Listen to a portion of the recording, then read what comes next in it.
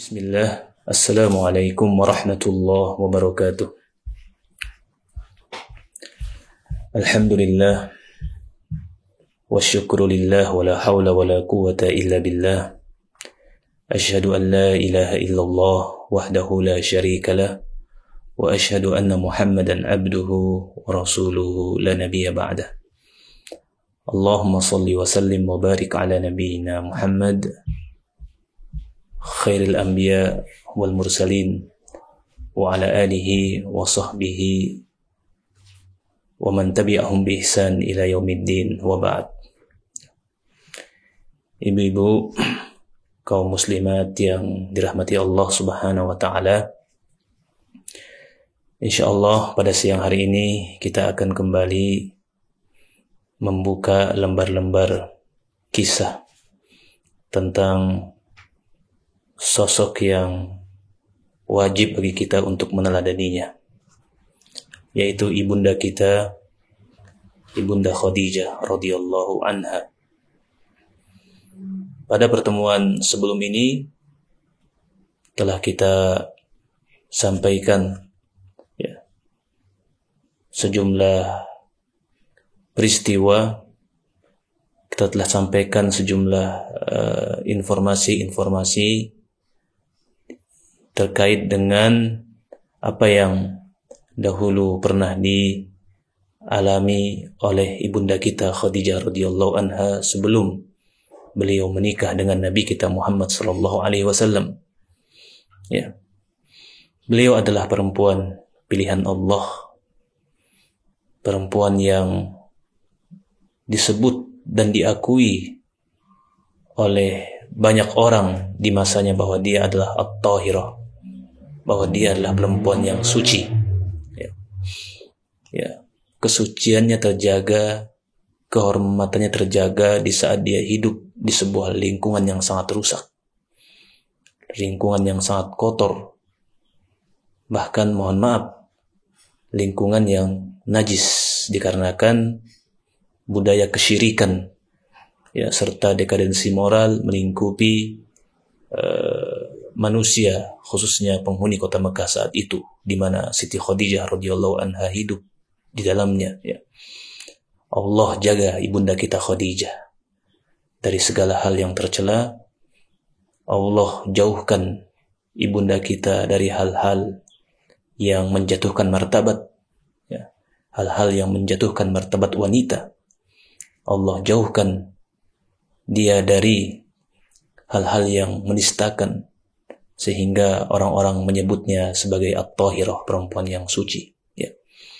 Itu di masa jahiliyah, di masa sebelum Islam oleh Allah Subhanahu wa taala diturunkan ke permukaan bumi ini, ya. Sebelum Allah Subhanahu wa taala mengutus rasulnya. Ya. Maka bagaimana dengan keadaan Khadijah ketika dia menjadi seorang muslimah, menjadi istri Nabi Muhammad alaihi salatu wassalam? Tentu kesuciannya semakin terang, ya. Kesuciannya, kebersihannya, akhlaknya semakin memikat, ya. Dan lebih dari itu, ibunda kita Khadijah radhiyallahu anha adalah termasuk dari orang-orang yang memperjuangkan agama Islam ini di awal-awal, ya. Maka tidak ada pilihan bagi kita sebagai umat muslim yang hidup di akhir zaman ini, zaman yang dipenuhi dengan fitnah, zaman yang disesaki dengan fitnah, syubhat dan syahwat, untuk banyak melihat kepada manusia-manusia yang Allah ciptakan sebagai simbol keteladanan, termasuk di antaranya ibunda kita Khadijah radhiyallahu anha. Ya. Ya, jangan pernah bosan untuk membuka setiap buku yang bercerita tentang ibunda kita. Jangan pernah merasa puas dengan menyimak penggalan-penggalan sejarah, ya, fragmen-fragmen cerita yang disampaikan oleh siapapun mengenai sosok ini, ya. Karena ini adalah sosok yang kita diwajibkan oleh Allah untuk meneladaninya, untuk mengikutinya, agar kiranya Allah kelak di akhirat nanti mengumpulkan kita bersama mereka, ya. dan mereka insya Allah akan memberikan syafaat kepada kita yang mencintainya dan berusaha untuk meneladaninya. Ya. Ibu-ibu yang dirahmati Allah Subhanahu wa taala, salah satu sifat yang nyata dan terang melekat sangat kuat pada sosok Ibunda Khadijah radhiyallahu anha, dan ini semakin terlihat jelas ketika beliau telah berstatus sebagai istri Nabi Muhammad SAW, adalah sifat ketaatan beliau kepada suami. Ya. Ketaatan kepada suami merupakan ciri yang sangat mendasar yang dimiliki oleh perempuan-perempuan solehah. Ya. Perempuan-perempuan yang diberkahi oleh Allah Subhanahu wa taala pasti memiliki usaha maksimal mujahadah untuk mentaati suaminya pada hal-hal yang diridai oleh Allah Subhanahu wa taala. Ya. Berusaha untuk menyenangkan hati suami, berusaha untuk menjadi hiasan mata suami, ya. Menjadi ibu yang solehah, pendidik bagi anak-anaknya. Ya. Itulah perempuan yang solehah, perempuan yang kelak akan dikatakan kepadanya di akhirat nanti, masuklah surga dari pintu mana saja yang kau kehendaki. Ya. Ya. Ibunda kita telah memberikan contoh nyata dan tertulis dalam sejarah. Ya. Kita yang membaca sejarahnya tinggal bagaimana berupaya untuk menduplikasi dan mengekspansikan. Mencontoh maksud saya. Menduplikasi atau mencontoh, meneladani, kemudian kita ajarkan, kita tebarkan kebaikan itu kepada orang lain. Ya. Ya. Hanya itu yang kita harus fokus. Kita harus seriusi bagaimana kita meneladani mereka, ya. Meneladani orang-orang soleh sebelum kita, termasuk ibu kita Khadijah radhiyallahu anha, ketaatannya kepada suami, ya. Kecintaan yang tulus kepada suami. Tentu ketaatan kepada suami di sini adalah ketaatan yang itu tidak mengandung kemaksiatan kepada Allah Subhanahu wa taala. Sebab ketaatan yang mengandung maksiat tidak boleh ditaati. Ya. Perintah suami yang mengandung maksiat kepada Allah haram untuk diikuti. Kenapa haram? Karena cinta kita kepada Allah harus di atas segala cinta. Ya. Cinta kita kepada Allah, ketaatan kita kepada Allah harus di atas segala-galanya. Ya, di atas ketaatan kepada suami dan di atas ketaatan atau kecintaan kepada suami. Sehingga kalau perintah suami itu mengandung maksiat, tidak ada sikap yang paling wajib melainkan menyelisihi perintah suami yang mengandung maksiat. Ya. Namun jika perintah suami, ya, mengandung kemaslahatan, ya, sesuai dengan ajaran Allah Subhanahu wa taala, sesuai dengan nilai-nilai keislaman, maka tidak ada sikap yang muncul dari seorang istri yang saleh melainkan taat kepada sang suami. Dan itu telah dicontohkan oleh ibunda kita Khadijah radhiyallahu anha. Ya. Ibu-ibu yang dirahmati Allah Subhanahu wa taala, ya. Di antara perkataan ulama yang menerangkan tentang bagaimana sikap taat Khadijah kepada sang suami, ya. Nabi kita alaihi salatu wassalam adalah ucapan yang dituliskan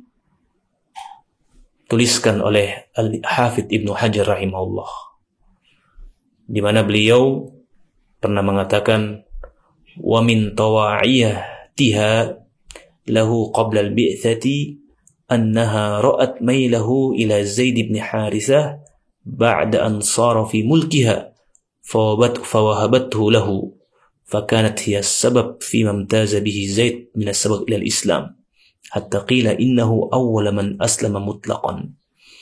Artinya adalah, ya, disebutkan dalam kitab Al-Isabah juz 8 halaman 102, Ibnu Hajar menuliskan atau mengatakan, dan di antara bukti ketaatan Khadijah kepada sang suami yang itu beliau selalu usahakan, yang itu beliau buktikan sebelum Nabi SAW diutus sebagai Nabi, ya, bahwa suatu ketika Khadijah melihat Nabi Muhammad suaminya sallallahu alaihi wasallam itu memiliki rasa kecenderungan kepada Zaid bin Harithah.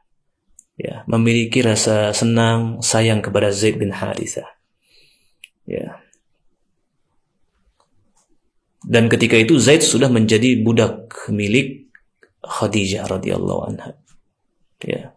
Menjadi salah satu budak-budak pembantu di rumah Khadijah. Maka sang istri yang mulia ini, ya, ibunda kita, langsung memberikan budaknya itu kepada Nabi Muhammad SAW. Ya. Langsung menyerahkan, ya, budak tersebut, ya, Zaid bin Harithah kepada suaminya, ya, sebagai hadiah, ya, diberikan kepada Nabi kita alaihi salatu wassalam. Ya. Ya. Sekedar dia melihat si suami atau sang suami memiliki rasa senang, ya, ya, rasa nyaman dengan budak itu. Ya. Dia mengamati hal tersebut lalu dia berikan. Masya Allah. Ya, ini bentuk ketaatan yang tentu di atas rata-rata, ya. Ya, bagaimana seorang istri, ya, tanpa disuruh, belum diminta, ya. Ya, tapi melihat ada isyarat-isyarat bahwa sang suami suka dengan budak tersebut, dia berikan langsung. Ya. Maka setelah itu Zaid bin Thabit atau Zaid bin Harithah radhiyallahu anhu menjadi salah seorang anak-anak yang diasuh di rumah Nabi Muhammad sallallahu alaihi wasallam. Ya. Ya. Bahkan ada sebuah pandangan yang menyebutkan, ya, di dalam kitab Al-Isabah, ya, konon bahwa Zaid bin Harithah itu adalah orang yang paling pertama masuk Islam. Ya. Sebelum Abu Bakar, sebelum Khadijah, ya. Ada sebuah riwayat, ya, disebutkan dalam kitab Al-Isabah, Zaidlah orang pertama yang masuk Islam. Jika riwayat ini benar, ya, jika riwayat ini benar, maka yang menjadi sebab masuk Islamnya Zaid bin Harithah adalah Khadijah, karena dia yang membawa Zaid bin Harithah dari rumah Hakim bin Hizam, ya, yang merupakan keponakannya. Dia yang membawa ke rumah miliknya, hidup bersama sang suami Nabi Muhammad SAW, hidup bersama keluarga yang mulia itu, sehingga Zaid, ya, merekam kejadian demi kejadian, ya, merekam akhlak yang terpancar dari Nabi kita alaihi salatu wassalam. Maka dengan ringannya kemudian beliau menerima Islam itu, ya. Nah, kalau kita telusuri, ya, siapa sebenarnya yang paling diuntungkan, ya, atau siapa sebenarnya yang paling berperan di dalam masuk Islamnya Zaid bin Harithah, yaitu Khadijah radhiyallahu anha, ya. Karena beliau yang membawanya tinggal ke rumah tersebut, ya. Ini oleh Ibnu Hajar rahimahullah dianggap sebagai sebuah ketaatan yang luar biasa kepada sang suami, ya. Suami belum menyuruh, suami belum meminta, baru terlihat bahwa suami itu pingin agar budak itu menjadi miliknya, yang kemudian dimerdekakan, ya. Ya. Itu langsung dipahami oleh sang istri dan diberikan, masya Allah. Ya. Demikianlah yang dicontohkan oleh ibunda Khadijah radhiyallahu anha.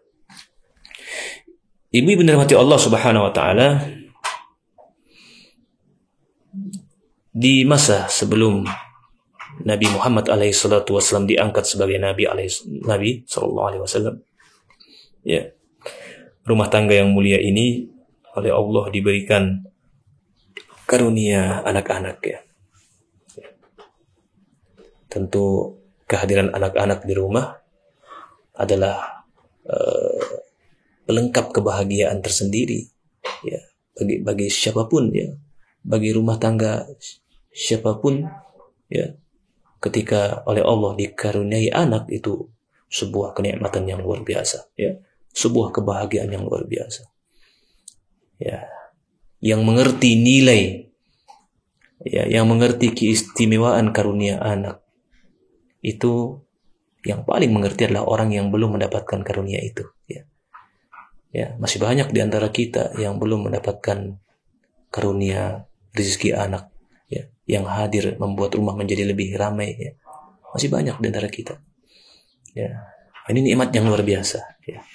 Allah berikan kepada Nabi kita alaihi salatu wasallam karunia anak, ya. Masya Allah. Ini benar-benar sebuah keluarga yang sangat ideal di saat itu, ya.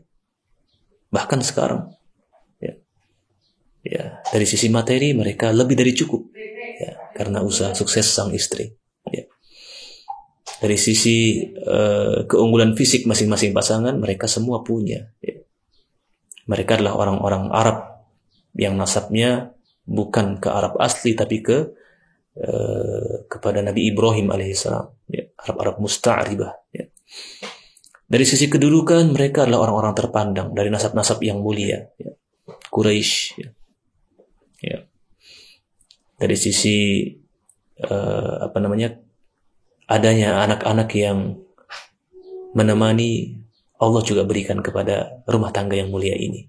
Masya Allah. Ya, Nabi Muhammad itu kalau hanya memikirkan diri sendiri, sebenarnya beliau sudah mendapatkan semuanya ketika menjadi suami bagi Khadijah radhiyallahu anha. Ya. Kalau Nabi hanya memikirkan diri sendiri, ya, sudah dapat semuanya. Ya. Tapi kan Nabi SAW memikirkan umat manusia. Beliau adalah rahmatan lil alamin. Beliau diutus itu untuk menebarkan rahmat, ya, perpanjangan kasih sayang Allah kepada seluruh manusia, seluruh alam bahkan, ya. Dan itu butuh pengorbanan, ya. Dan begitu sifat seorang pemimpin, dan begitu mestinya sifat yang dimiliki oleh para pengikut Nabi SAW. Tidak puas, ya, tidak puas dengan kebahagiaan yang dirasakan sendiri, ya, tapi berpikir bagaimana menebar kebahagiaan itu agar juga dapat dirasakan oleh orang lain, ya. Ya. Jadi begitu keadaan Nabi Muhammad SAW ketika menikah dengan Ibunda Khadijah, ya, istri yang solehah, istri yang taat, istri yang subur, ya. Melaluinya lahir anak-anak yang sehat, anak-anak yang lucu-lucu, ya. Namun, ya, Allah Subhanahu wa taala juga memberikan ujian-ujian yang itu tentunya bentuk atau cara Allah untuk memproses kepribadian Khadijah. Juga Nabi kita Muhammad SAW untuk menjadi orang-orang besar, ya. Allah uji dengan apa? Allah uji dengan wafatnya kedua anak laki-laki beliau, ya, yaitu Al-Qasim dan Abdullah, ya. Ya, Al-Qasim dan Abdullah adalah dua anak Khadijah yang wafat saat masih kecil, ya. Ya, Khadijah mengalami itu, ya. Dan Nabi Muhammad mengalami hal tersebut, ditinggal mati oleh anak laki-laki, ya, dua orang, ya. Masya Allah. Ini hiburan ini adalah penetral bagi siapapun yang merasakan beratnya ditinggal mati oleh anak yang dicintai, ya. Bahwa sudah ada yang mendahului kita dalam musibah besar ini, ya, yaitu Nabi Muhammad SAW dan Ibunda Khadijah radhiyallahu anha, ya. Ya, musibah itu justru oleh Allah Subhanahu wa taala diberikan kepada orang-orang yang tingkat keimanannya sangat tinggi, ya. Dan semakin besar musibah itu menunjukkan bahwa semakin besar kecintaan Allah kepada orang tersebut, ya. Kecintaan Allah kepada Nabi Muhammad SAW, kepada Ibunda Khadijah radhiyallahu anha, ya, itu kecintaannya Allah uji dengan apa? Dengan musibah-musibah seperti ini. Maka Khadijah bersabar, ya, dan dia ridho dengan ketetapan dan keputusan Allah Subhanahu wa taala. Sebagaimana kita nanti akan sampaikan juga bahwa beliau, ibunda kita ini, ya, bersabar di dalam menghadapi getirnya kehidupan, khususnya ketika sang suami mulai menyerukan dakwah Islam dan menghadapi pertentangan atau menghadapi tantangan-tantangan serta intimidasi dari orang-orang yang tidak suka dengan dakwah Islam, ya. Khadijah tidak lantas meninggalkan suami yang dalam kondisi seperti itu, ya. Beliau berusaha untuk tetap berada di samping suami, ya. Turut merasakan getirnya perjuangan Islam, ya, di awal-awal dahulu, ya. Nanti akan dijelaskan pada pertemuan berikutnya, ya, mengenai detail bagaimana kesabaran Khadijah ini, ya.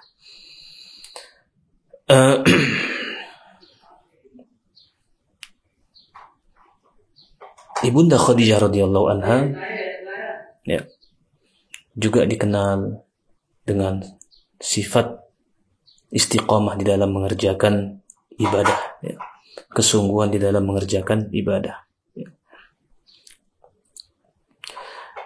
Mengenai bagaimana sesungguhnya ibadah Siti Khadijah radhiyallahu anha ini, ya, tidak banyak disebut oleh buku-buku sejarah atau buku-buku sirah, ya.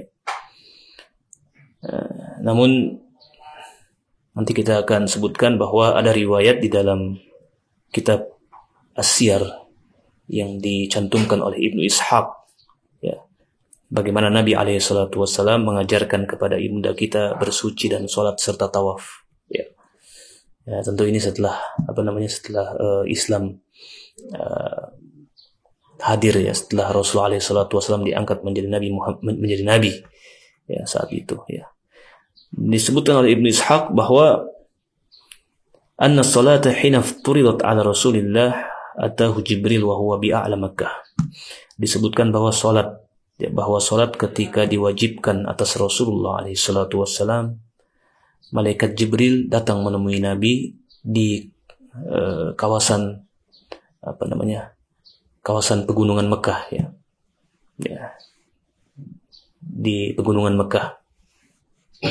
Fahamazalahu bi'aqibihi fi nahiyatil wadi, ya. Lalu malaikat Jibril mewahyukan kepada beliau, ya, di sudut sebuah lembah, ya. Dan di tempat itu tiba-tiba muncul sebuah mata air, ya. Fatawadda'a Jibril. Malaikat Jibril lalu memberikan contoh kepada Nabi SAW bagaimana berwudu itu, ya. Ya, Rasulullah melihat malaikat Jibril berwudu, liyuriyahu kaifat tahur lisalah, ya. Nabi belajar kepada malaikat Jibril bagaimana cara bersuci untuk mengerjakan sholat, ya. Kemudian Nabi pun berwudu dan disaksikan oleh malaikat Jibril, ya. Ya, Nabi berwudu sebagaimana beliau, ya, melihat malaikat Jibril berwudu, ya. Thumma qama bihi Jibril fasalla bihi. Kemudian malaikat Jibril mengajak Nabi untuk sholat bersama, ya. Nabi lalu sholat seperti yang diajarkan oleh malaikat Jibril. Thumman sarafa Jibril. Kemudian malaikat Jibril pergi, ya. Ya, beranjak pergi. Rasulullah kemudian setelah itu datang menemui Khadijah radhiyallahu anha dan melakukan apa yang dia lakukan bersama malaikat Jibril, ya. Ya, dia berwudu dan memperlihatkan tata cara wudu itu kepada Khadijah, ya. Ya, persis seperti yang diajarkan oleh malaikat Jibril, ya. Khadijah pun kemudian berwudu, ya.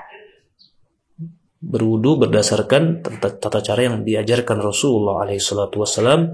Kemudian Rasulullah SAW sholat bersama Khadijah, ya, sebagaimana yang diajarkan oleh malaikat Jibril, dan saat itulah Khadijah pun telah melaksanakan sholat bersama Rasulullah SAW, ya.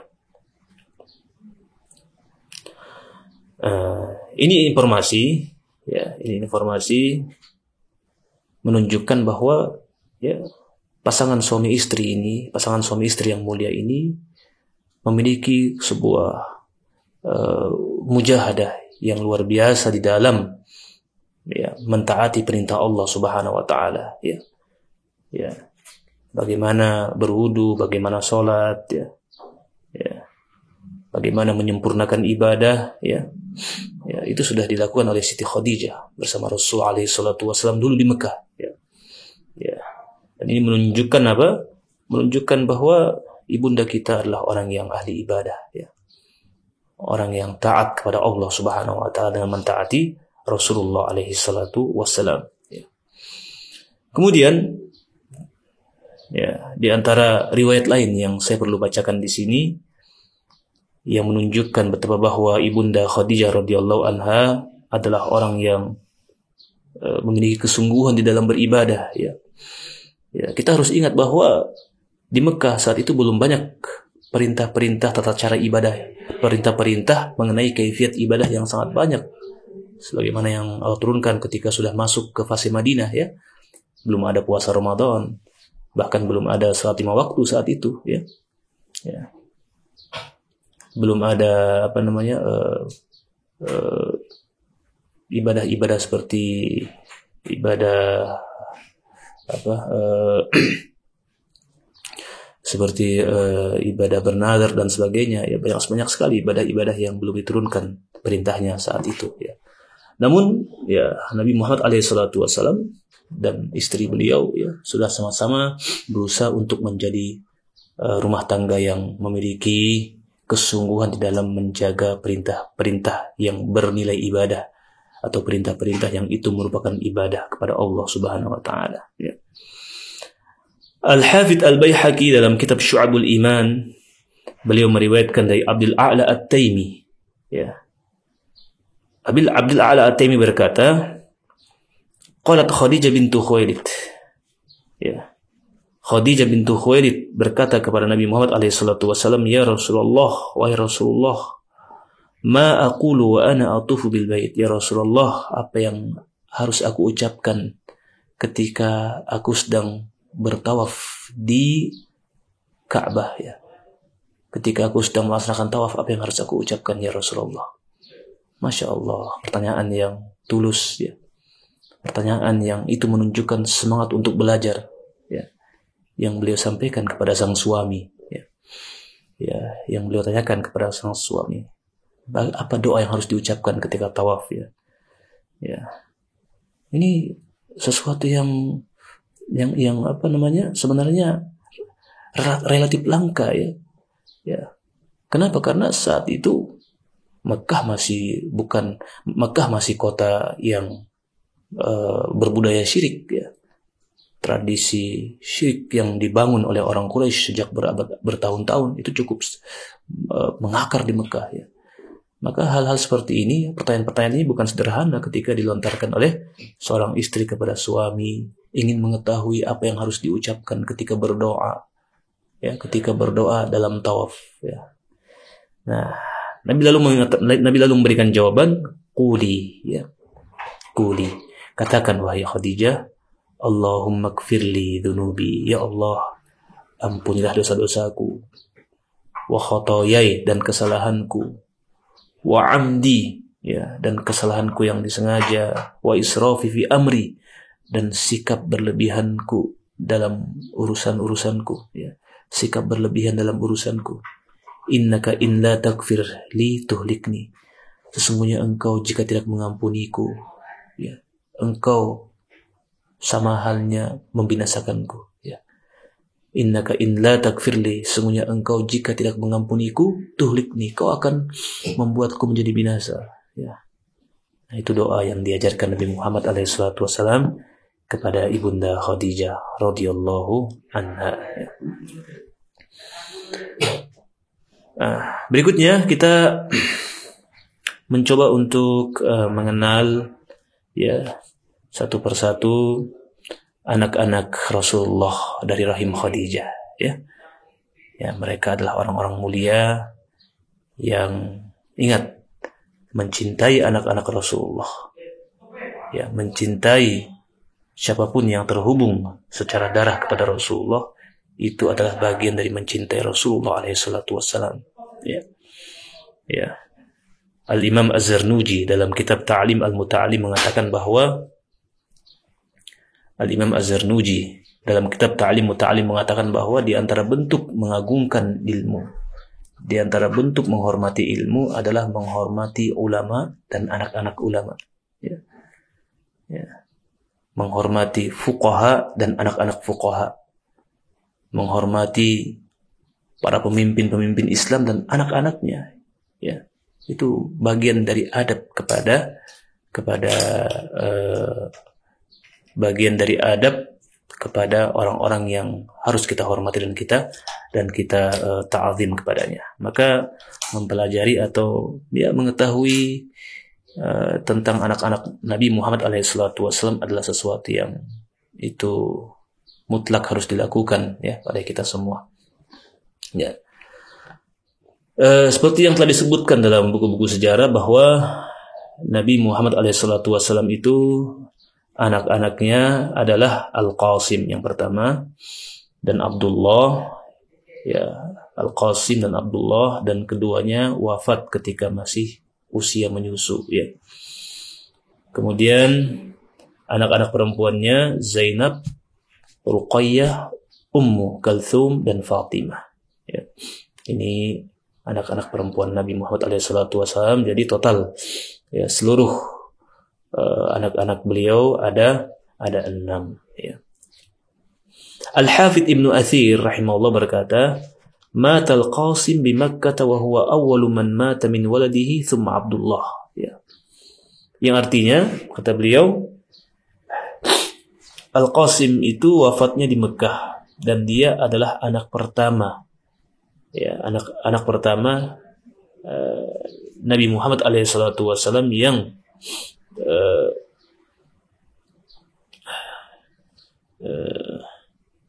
beliau adalah anak pertama yang wafat dari anak Nabi SAW, kemudian disusul oleh Abdullah ya. Jadi yang wafat terlebih dahulu adalah Al-Qasim ya, kemudian lahir Abdullah dan Abdullah juga menyusul kakaknya ya. Ini mereka berdua wafat ketika masih dalam usia menyusui.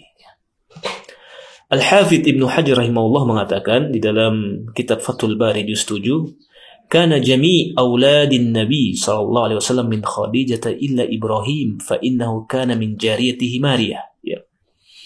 Seluruh anak-anak Nabi ya. Seluruh anak-anak Nabi sallallahu alaihi wasallam itu berasal dari rahim Khadijah. Ya, Masya Allah. Ya, seluruh anak-anak Nabi Muhammad SAW berasal dari rahim Khadijah. Illa Ibrahim, kecuali Ibrahim. Adapun Ibrahim ini adalah anak Nabi yang berasal dari budak perempuan Nabi yang bernama Maria Al-Qibtiyah. Ya, Maria Al-Qibtiyah. Dan para ulama bersepakat, ya, para mu'arrikh bersepakat bahwa anak-anak Nabi itu yang pertama adalah Al-Qasim, ya, Al-Qasim, dan Nabi Muhammad gelarnya atau sebutannya adalah Abul Qasim. Ya, ya. Nabi Muhammad itu disebut dengan apa? Disebut atau sebutannya kunyahnya adalah Abul Qasim. Ya, ini dinisbatkan kepada anaknya yang bernama Al-Qasim yang wafat di Mekah ketika masih kecil dan sebelum Nabi Muhammad diutus sebagai nabi ya. Jadi Al-Qasim itu wafat masih kecil sebelum Nabi diutus sebagai nabi. Wa banatuhul arba, adapun putri-putrinya yang 4, yang pertama adalah Zainab ya. Kemudian Ruqayyah, kemudian Ummu Kalthum, kemudian Fatimah ya. Ada pendapat yang mengatakan bahwa Ummu Kalthum itu lebih kecil daripada Fatimah ya. Jadi Fatimah dulu baru kemudian lahir Ummu Kalthum. Itu sebuah pendapat seperti itu. Jadi putri-putri Nabi ada 4 ya. Ada Zainab, Ruqayyah, Ummu Kalthum dan Fatimah. Abdullah sama seperti Al-Qasim wafat sebelum adapun Abdullah itu lahirnya setelah Nabi Muhammad SAW diangkat sebagai nabi ya. Abdullah lahirnya setelah Nabi Muhammad SAW diangkat sebagai nabi ya. Dan disebut sebagai apa? Atau gelarnya adalah At-Tahirut Thayyib ya. Ya, gelarnya Abdullah adalah anak yang suci dan bersih ya. Namun keduanya wafat ketika sebelum Nabi SAW diangkat sebagai nabi. Namun keduanya wafat ketika masih kecil ya. Baik, kita masuk kepada untuk menceritakan sedikit ya, memaparkan sedikit mengenai anak-anak Nabi SAW. Kita memulai dari Zainab ya, dari Zainab. Zainab adalah putri Nabi yang paling besar ya. Ya, adalah putri Nabi yang paling besar. Ini sepakat para ulama ya. Zainab adalah putri Nabi yang paling besar. Dan kesepakatan para ulama ini dinyatakan oleh Al-Imam Ibnu Abil Bar dalam kitab Al-Isti'ab ya. Hanya perbedaan itu ada mengenai siapakah yang paling besar, Al-Qasim atau Zainab. Nah, itu ada perbedaan di antara ulama. Ya.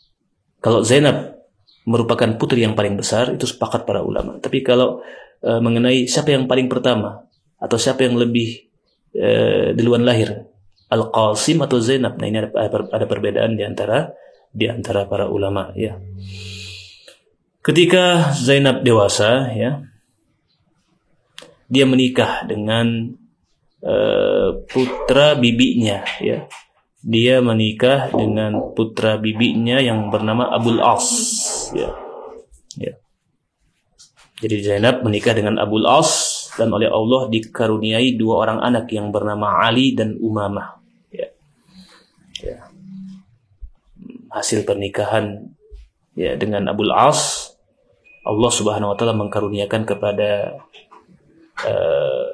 putri Nabi SAW ini ya, Zainab, dua orang anak yang bernama Ali dan Umamah. Masya Allah ya. Kemudian Zainab masuk Islam. Zainab masuk Islam dan ikut hijrah, ikut berhijrah meninggalkan kota suci Mekah ya, namun tidak bersama sang suami ya.